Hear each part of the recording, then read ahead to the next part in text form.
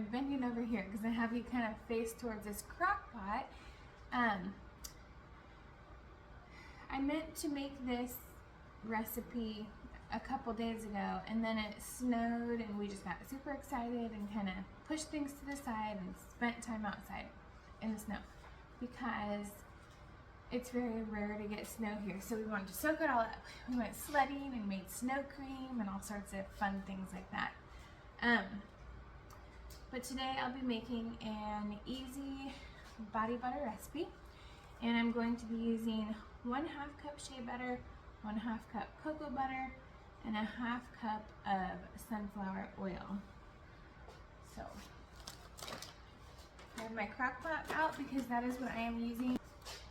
So you can use whatever you want. You can use the microwave, double boiler on your stovetop, but I find what works best is my crock pot because I've been making body butter since 2019, and what I have found through the research is that if I don't let my shea butter sit and heat for at least 20 minutes or more, when you put it in the fridge right after you've heated it, it will still have that grainy texture. So you don't want to just, as soon as it melts down, put it in the fridge. You want to kind of like let it settle and disperse evenly.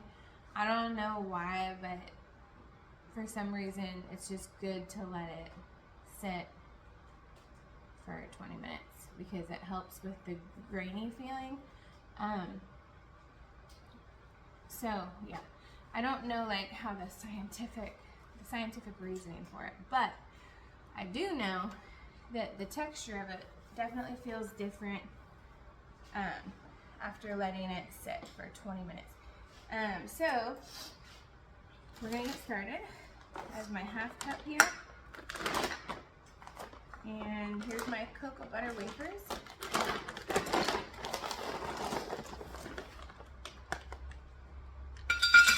And I can list everything for you in the description. I'm gonna grab a spoon. This is my shea butter here. I have a couple jars filled with it because at one point I had gotten a 50-pound box of shea butter. So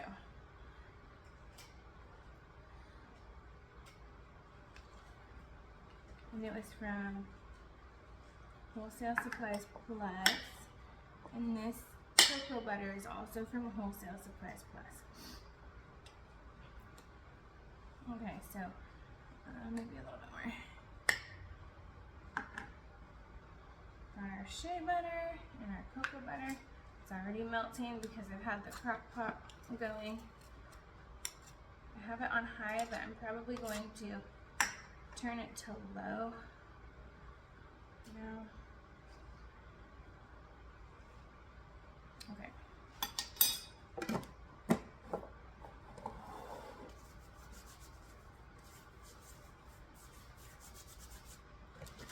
So next is the sunflower oil. I got this off of Amazon.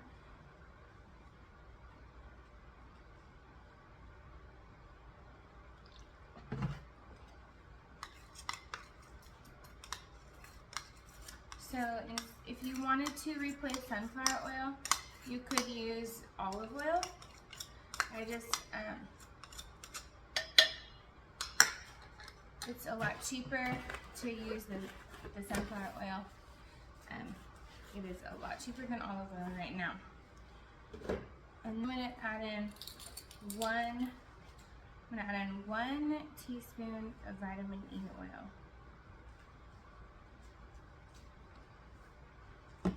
All of these are so good for your skin, especially during this winter season when it's so dry. It's making everything, your skin crack. I know my poor kids suffer with it. Okay, and so do I.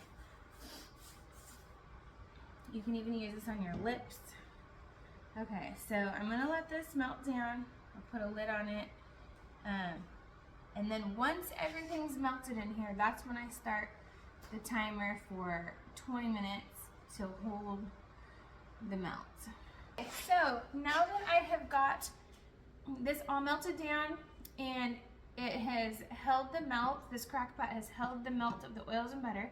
So for 20, more like 35 minutes here, I am going to very carefully, if you have a partner, now is the time to enlist that partner and help you. Your partner can grab like 2 oven mitts and kind of help tilt it in while you scrape everything out with your spatula into some kind of bowl, whatever bowl you'll be mixing in. So I'll just be doing this very carefully and pouring this into this bowl. Then this bowl is going to go straight into, you can put it in your fridge or your freezer. I find that if I put it in my freezer, obviously it's going to kind of crust up a lot faster.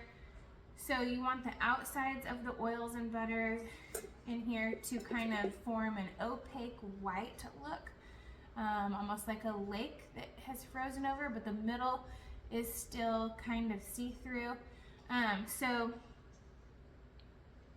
yes, freezing it will set it up a lot faster. So if you're gonna do it like that, just make sure that you are careful not to leave it in for too long, because then you'll just have to remelt it back down and put it in the crock pot again. So that's fine, you can do it, but it takes a lot longer, and that's an unnecessary step to freeze and melt and freeze and melt. We don't want to keep doing that back and forth. So what you're gonna do is pour this in here, put it in your freezer. I'm gonna put it, or your fridge. If it's your fridge, it might even be up to an hour. You have to keep checking on it probably once every 30 minutes. I'm gonna put it in the freezer for about 30 minutes and then check on it. And then it'll probably be around 45 minutes or 40 minutes before it's where I want it to be, even in the freezer. So I will check on it after 30 minutes, and then probably every 15 minutes after that, just to make sure it's not too hard. And so I'm gonna get started on that. All right, so as you can see, my butter and oils have hardened. The outside is more opaque than the inside, like my finger can stick through and kind of break through, and that's how I want it to be. So I'm not sure if you can really see that too well. I just broke through the oil with my finger in the middle, but the outside is pretty solid. So I'm gonna start whipping this up. While I'm whipping this, I'm gonna start out with a slow whip, and then I'm going to kind of build up. But during that slow whipping period, I am going to add in 1.5 tablespoons of arrowroot powder and my 2.19, I guess it's, what did I get? 2.19 teaspoons or 0.73 tablespoons or 10.21 grams or 0.36 ounces if you have a scale of lavender oil. So that is what I'm going to be putting in. Lavender essential oil is not like a hot oil, and so sometimes I'll even put it straight on my skin without any carrier oil. So if I go over and do 2.5 teaspoons in my body butter, it's not a big deal to me at all. So I'll probably just end up doing that. I'm not going to get my scale out for this.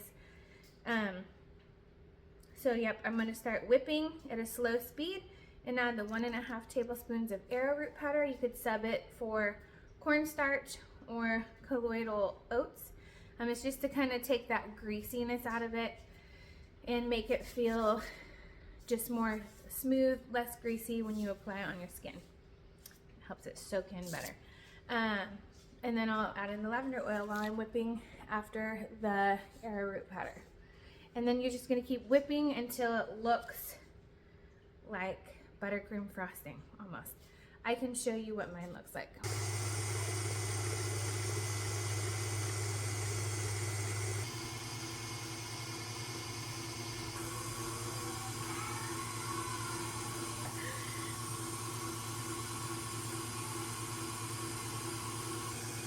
what it looks like here. Probably scrape down the sides. And that's looking pretty good. Definitely looks like heavy whipping cream in here. So I'll have to definitely let my kids know not to be sneaky and dip their little fingers in here.